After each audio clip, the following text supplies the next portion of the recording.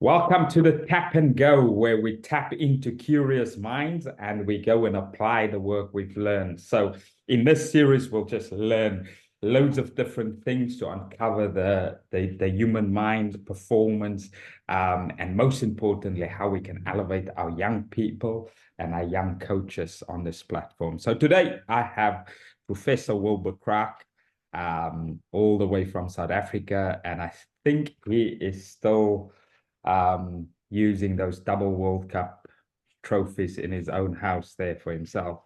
So, Professor, welcome. Hey Warren, thanks for it's great being here, and thanks for the invite, for coming on, being the first person on Tap and Go, and looking forward to this. Now you're always my number one. So we're gonna go straight into it. I'm gonna sort of ask you three key questions, and hopefully we can uncover some cool information from them. Now, as a professor working with loads of young people on a daily basis, I'm curious to what sort of stuff are you noticing in your environments these days, and how do you use that information to apply it in your coaching? Yeah, so that's actually a very good question, and it's something that I had a discussion about my colleagues last week. Is just I'm interested in the how students learn and the knowledge that they've gained, and what they've picked up is that students are not learning in the traditional way. They textbooks, and then they come to class and they're going to sit in class and they're going to take knowledge in. We need to make learning exciting for students. And then also we need to acknowledge that these students, and especially young people, come with a lot of knowledge to that class. And how do you tap into that? And that actually links onto the name of your show, which is Tap and Go, is how do we tap into that knowledge, and how do we leave them with something to go and think about? I'm recently been helping a youth team preparing for the Craven Week in South Africa. And what I've picked up is that these young boys, they've got a lot of knowledge, because knowledge is they have access to knowledge with the internet, with YouTube having a lot of coaching information. Is so how to create an environment so that I can tap into their knowledge, and to also to challenge their knowledge by asking specific questions. So the challenge for us as in academia and when coaching is, how do we create a safe space where these people can really flourish with and apply their knowledge, but also not just coming in there and sitting and listening to you, but also to create a space where they can share their knowledge, because they're coming with a lot of knowledge, and to give them, to create that safe space. And that for me at the moment is exciting about academia. That's exciting about coaching, is these people come with a lot of knowledge. How do you create an environment where they can apply that knowledge? Because 10 to 15 years ago, in a South African context, the coach was always the knowledgeable person. Now the coach is not the only knowledgeable person, but is how do you create that environment where we can share and we can learn and we can grow?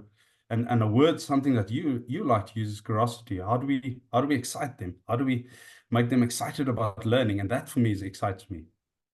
That's awesome, and I love how you frame it in terms of using that people to your advantage. The number one, to learn a little bit more from the stuff they know, which is ultimately going to help us to definitely improve our coaching, not just on the grass, but off the field as well. So that level of curiosity, it's vital in the way we coach today. And that's probably a good segue for us to go into probably more the mindset stuff. We're in a space today where we are, the world is moving so fast with all these complexities and with all these different challenges we face as coaches and as young professionals and young athletes. So how do you help these young people out? I've had a young player who's really struggling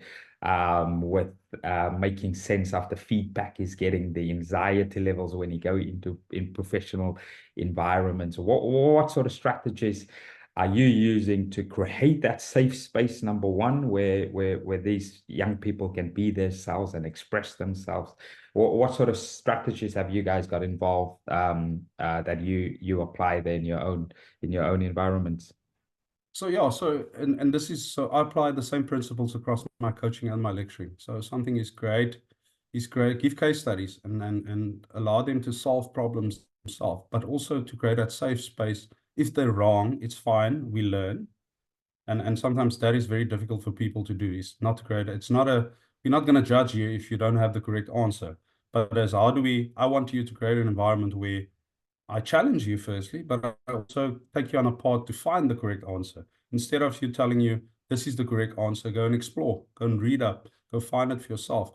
Because the world requires problem solvers and critical thinkers, and that is what we need to create in this space. But with that comes also, we need to allow people to make mistakes. I think sometimes we've created this environment, and South Africa just came of a back-to-back World Cup wins, but we create this environment that it's, if we win, then we're successful. But sometimes we don't learn a lot from that, but we learn a lot from making mistakes and figuring out things for yourself. And that is what I want to create is, so create, firstly, it's fine to make mistake, and you create a sense of belonging, and you allow people to be vulnerable, but then also give them an environment where they can apply critical thinking and solve problems. So what I like to do in my teaching is start with a question. And sometimes it's unrelated to the topic that we're going to discuss, something that happened around the world. And then all of a sudden you bring back to your teaching. And sometimes I get to the end of the class, but I've still stuck on slide 2, which is my question. And then you bring in the learnings. It's just, so how do you manage the classroom and the field to create that in a learning environment, but also to make it safe for these players and students to be part of. And something that I've always told students, this is not my learning environment. This is your learning environment. Yes, I'm going to learn from you, but this is, how do I create? I'm going to create the space for you to learn, but it's up to you if you want to learn or not.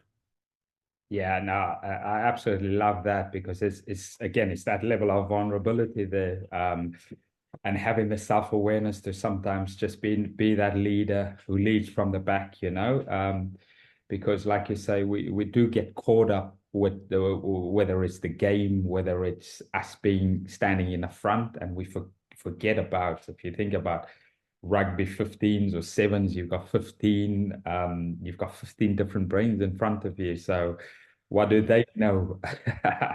how can they solve the problem? But sometimes for us, it's just having the ability to step back and see the bigger picture, and then interject where we need to interject. And again, alluding there to your points, like that push and pull. Where do you challenge? Where do you support? Where do you put the arm around people? So now that is very insightful and helpful strategies. If I can ask you one question now that could transform coaching, what would that question be? That would be, how do we lose control without losing control? Yeah, tell us a little bit more. Yeah, for me, and it links back to the knowledgeable individual, so in the past, people used to like the coach is the knowledgeable one, but with information being freely available, sometimes coaches believe if they're not in charge, people are not learning, and that's not the case. Sport is chaos, teaching is chaos, it's unstructured, it's a mess. But how do you, within that mess, create a learning environment? That is what coaches. So sometimes you need to give away control in order for learning to take place. Because the coaching and teaching methods have changed over time, but I don't think we've adapted to that change as lecturers, as coaches, because we still want control. I want to be in charge of these students learning. And also coming back to and linking onto that is, how do we assess learning? And how do we assess if understanding? And so our assessments that we put out, then we develop, how do we check in on students? That is important. And then do we check for, like, I read an article the other day about we're so focused on attendance, but we're neglecting the learning part. You're so focused on getting students to class, but we're forgetting about the learning part. Learning takes place in different forms, and that we need to acknowledge and we need to adapt to. Wow, that's awesome. Now, I love your work and always inspired by it. Professor, thank you very much for your time. Very insightful as always. And then if I can properly add one more thing that you just said there, uh, um, around your control piece to sometimes hand that over. You know, I'll always say it starts with yourself. If you can invest a little bit in yourself and really understand your own brain a little bit better, I think the control part becomes easy to accept and hand over, you know, because you'll be comfortable within yourself. So now, thank you for your inspiring work. Thank you for jumping up or jumping on some really cool information. So hopefully we've tapped in really deep. Now it's up to the coaches and the players to go and apply wherever they go next. So thank you very much. A pleasure. Tap and go.